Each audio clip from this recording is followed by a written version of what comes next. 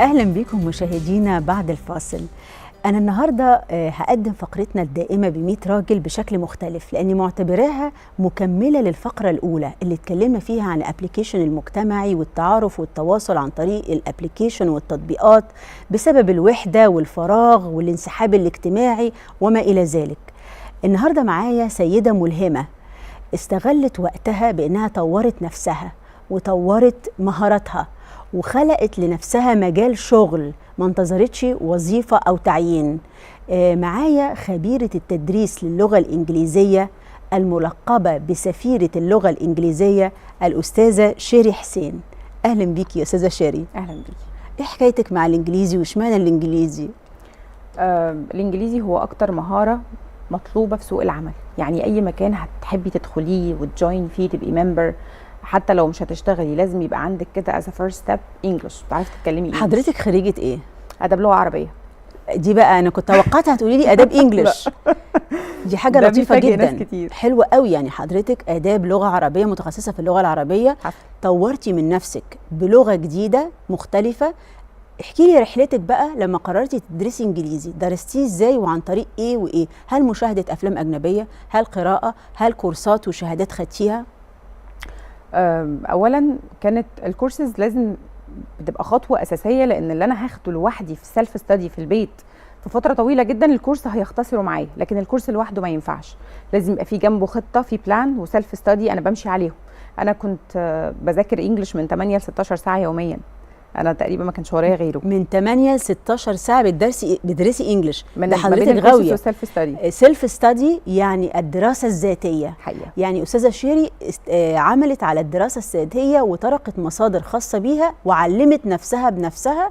ايه الابواب اللي طرقتيها يا استاذه شيري بالدراسه الذاتيه؟ الافلام 16 ساعه بتمر بيهم على ايه وايه وايه وايه؟ الكورس بروح الكورس بتاعي الاول، بتروحي الكورس وبعد كده بخلص الكورس باخد الماتيريال اللي اخدتها من الكورس بشتغل عليها في التحدث والاستماع، لان دول اكتر مهارتين بينموا اللغه، لان اللغه كلام. بتخلص الكورس بتروح بتذاكري الكورس مذاكره جيده جدا طبعا، وبعد كده ابتدي اشتغل على مهاره الاستماع، اللي اسمعه اتكلمه، اللي اسمعه اكرر وراه واتدرب عليه لحد ما ابقى بقوله زي اللي بسمعه بالظبط، عشان تشتغلي على الاكسنت. طبعا المخ بيعرف ان الحاجه دي مهمه بالتكرار.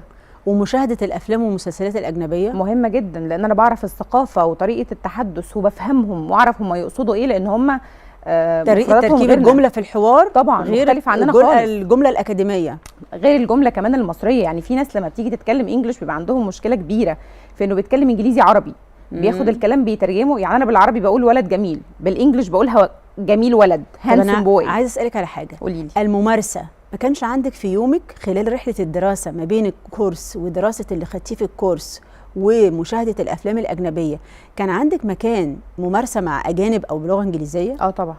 برضو؟ طبعا. فين بقى؟ ده كان، وده هيعتبر إعلان لو قلت اسم المكان، أنا مش عارفة. لا قولي مكان وخلاص. هو مكان موجود في القاهرة وأقدر أمارس فيه اللغة ببلاش. والله نادي؟ ايه ده نادي للغات ولا لا إيه؟ ده مكان موجود جوه السفاره الامريكيه، مركز ثقافي حلو قوي. حلو قوي. الناس تقدر تروح وتعمل فيه كارنيه فور فري، وتقدر تقابل ناس مصريين واجانب ويعملوا كونفرسيشنز طول الوقت، وليه مواعيد محدده كل يوم. حلوه قوي.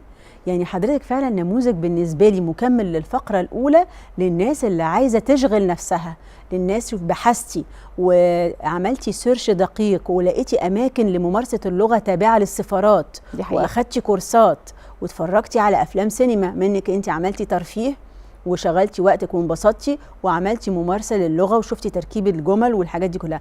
معلش اسالك سؤال بقى يا استاذه شيري، حضرتك خريجه اكيد مش خريجه مدرسه لغات؟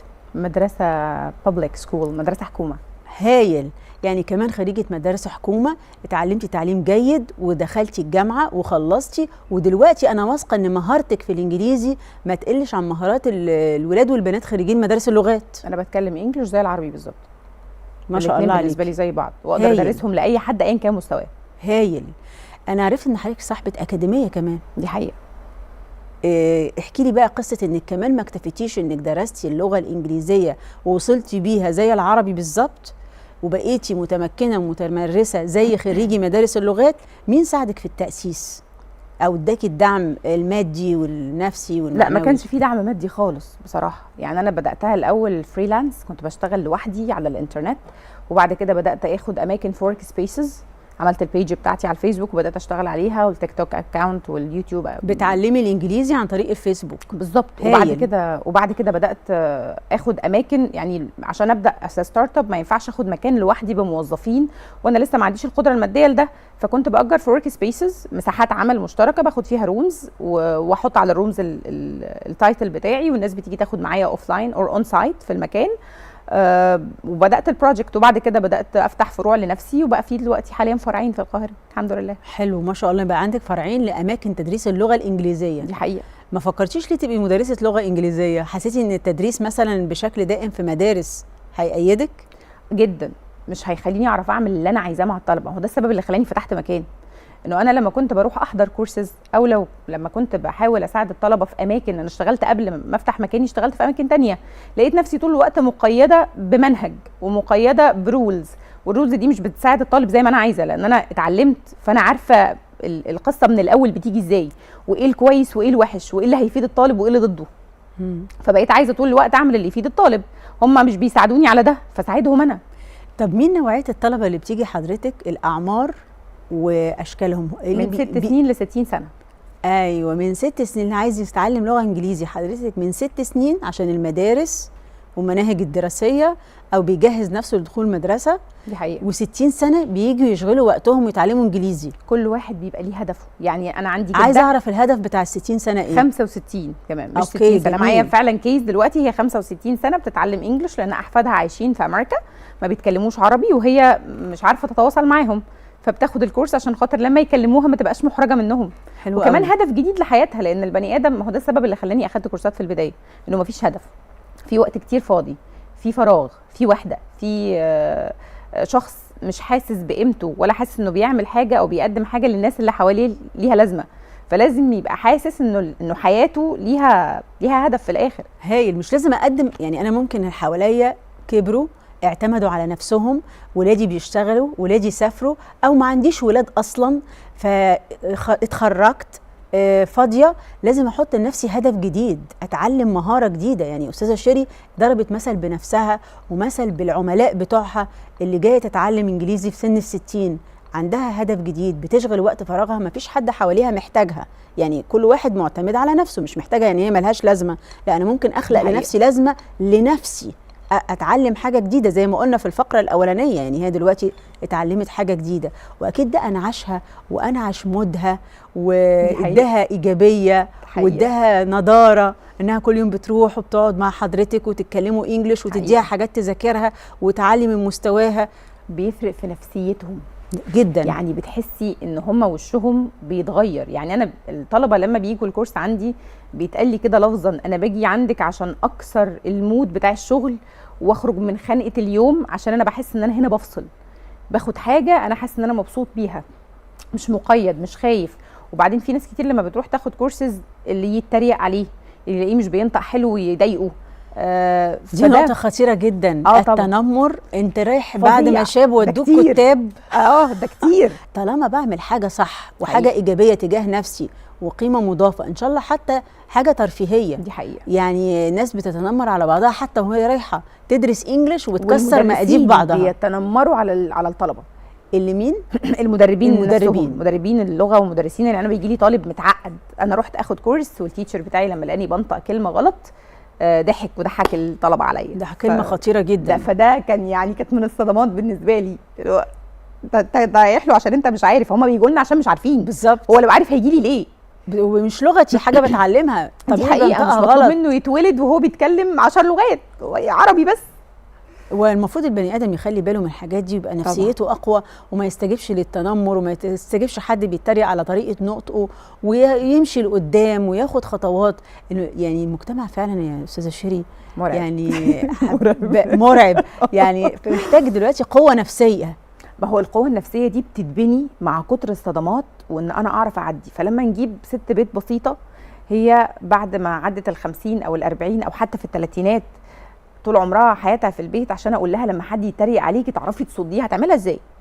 في ستات على فكره، ستات المصريات الاصيله صدقيني ولاد البلد بيعرفوا يردوا كويس قوي والله ورجالة. وممكن ساعات الثقافه والتعليم ما بيبقاش عالي قوي، بس عندهم شخصيه، عندهم بيرسوناليتي، مش كتير للاسف. الثقافه الحياتيه ما بتحصلش جوه الكورسات، لان هو بيبقى داخل على حاجه ما يعرفهاش. يعني انا اعرف ارد على حد انا احتكيت بيه وعارف هو اخر كلام هيقوله لي. طب انا عايزاك حضرتك دلوقتي تديني الرد اللي ممكن لو ست بيت او ست كبيره بتشتغل وعايزه تزود مهارتها في الانجليش والناس بتتنمر عليها، او جوزها بيقول لها رايحه تعملي ايه دلوقتي، هتعملي ايه بالانجليزي بعد ما شافوا ودوك كداب، ست ما عندهاش مهاره الرد، ترد تقول ايه؟ لا ده ردود كتير جدا جدا جدا.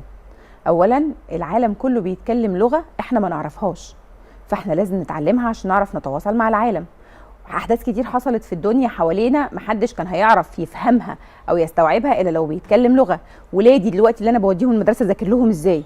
يعني انا 80% من الستات اللي بياخدوا معانا كورسات عندهم اولاد يا مدخلينهم مدارس تجريبي او حتى حكومه، او بدا التوجه لمدارس اللغات، ويجي ابنها عشان يسالها على نطق كلمه او معنى الكلمه دي او اعمل الجمله دي ازاي، فتقف قدامه مش عارفه ترد، تحاول تنطق غلط، الولد نفسه يقول لها ما بتتقالش كده يا مامي، التيتشر ما قالتهاش كده او المس ما قالتها كده. فده بيخليه عندهم طول الوقت احساس بالعجز، فبقوا بيدوا للولد كورس وياخدوا معاه هم كمان 2 or 3 ليفلز عشان تعرف تمشي معاه في الجزء ده. فانا هتعلم عشان ولادي، اتعلم عشان نفسي، اتعلم عشان نفسي، بشغل وقتي بشكل طبعا ايجابي واتعلم حاجه جديده.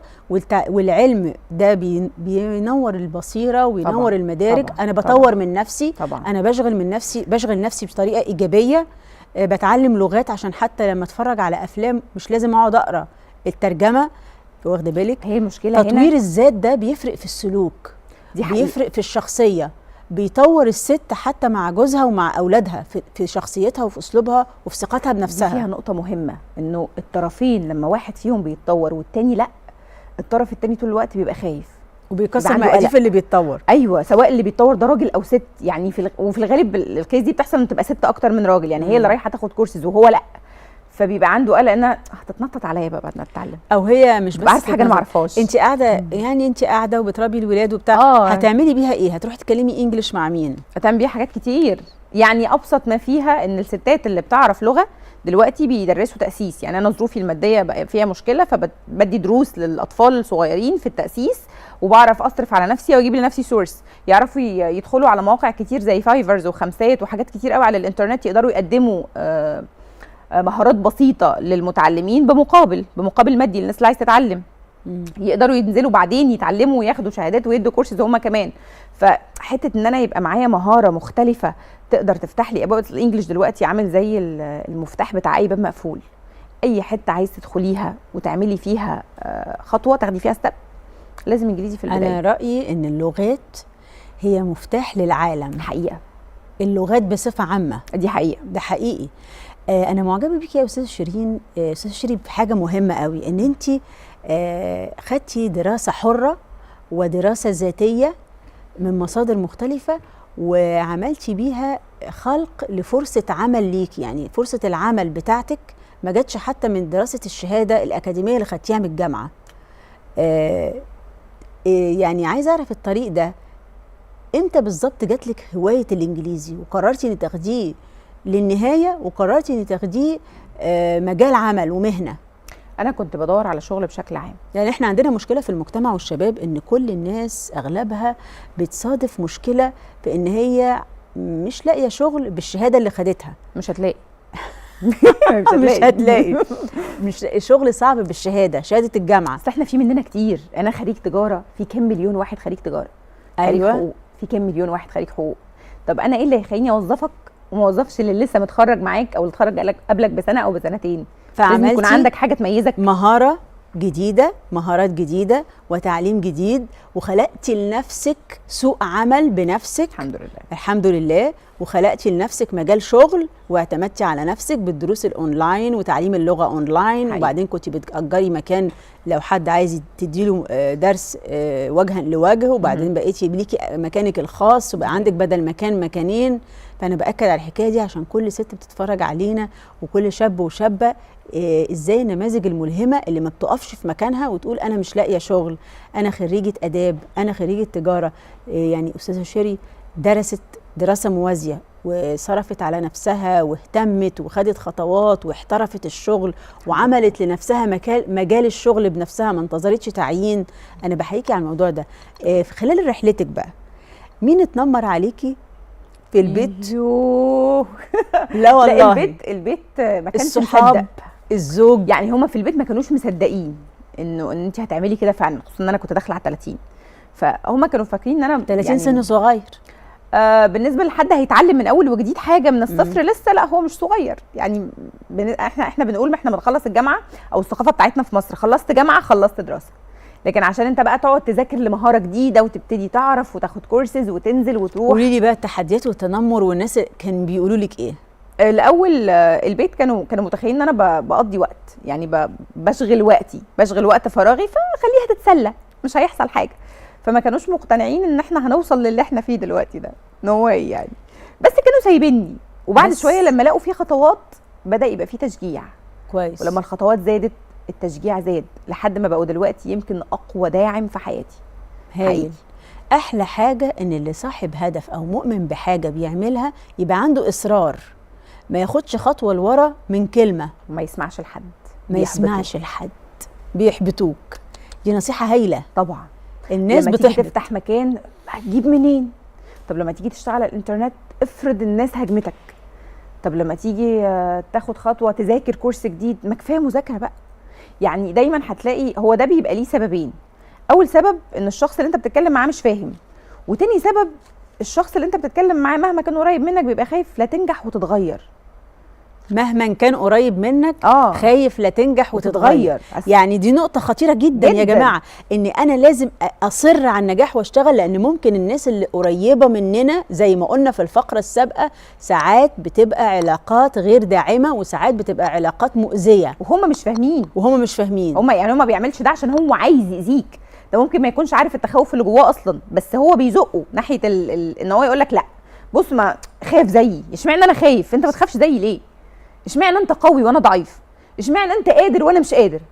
لا خليك مش قادر زيي عشان احنا الاثنين نفضل خايفين فنطمن بعض. برافو عليكي، ده حقيقي اللي بيحصل، خلينا احنا الاثنين خايفين ونطمن بعض. انا جايه من جوه الحلقه، اصل انا عشت جوه الحلقه دي من ساعه ما بدات لحد دلوقتي. انا معجبه جدا ان الكلام اللي قلتيه ده كلام قيم جدا. الحمد لله. ان ازاي الست او البنت والشاب برضو ما يسمعش كلام الناس اللي حواليه، لان غالبيه الامور الناس بتاخر بعضها طبعا، الناس بتخوف بعضها طبعا. ما تستناش القوه من اللي حواليك، لازم قوتك تبقى من جواك، لان في النهايه الناس بتقدر وتحترم الناجح، والنجاح هيعود عليك انت بالفلوس وبالمكانه. وممكن زي ما قالت استاذه شيري اللي حواليك بيخافوا، اللي حواليك ممكن يغيروا، اللي حواليك ممكن عايزينك زيهم حقيقة. فدي يعني انا من واقع تجربه سيده مكافحه درست وعملت البيزنس بتاعها وعملت شغلها ونجحت، قالت يا جماعه في تحديات خطيره، واللي عايز يشتغل وينجح ويكمل لقدام يسد ودانه ويصر على العمل الجاد الدؤوب للنهايه. دي حقيقه. هي البروسس بتمشي ازاي؟ الاول انا بقول ان انا هعمل، فالناس كلها تقول لك لا، وبعدين تصر ان انت هتعمل، فتبتدي تعمل، فتلاقيهم كلهم بيبعدوا عنك، يمكن يضغطوا عليك في انك ما تكملش، وبعدين توصل فكلهم يمشوا وراك. هايل. انا هاخد الجمله دي من استاذه شيري، بعدين توصل وكلهم هيمشوا وراك، كلهم هيجروا وراك ويتمنوا مكالمه تليفون دي هختم الحلقه بالكلمه دي، لان الناجح الكل بيجري وراه، لما توصل او لما توصلي كلهم هيجروا وراك. بشكرك يا استاذه شيري وبحييكي وبقول لك حضرتك نموذج ملهم، ويا رب دايما من نجاح لنجاح وتتوسعي في شغلك وتنجحي اكتر، واتمنى لك التوفيق في شغلك وفي حياتك وفي بيتك. اعزائي المشاهدين، احنا كده وصلنا لنهايه حلقتنا النهارده من ورا كل باب. يا رب تكونوا استمتعتوا واستفدتوا ونورنا لكم الطريق في حاجه مفيده داعمه ليكم، وكل هي تستفيد وكل هي تتقدم، واشوفكم الاسبوع الجاي في نفس الميعاد ورا كل باب.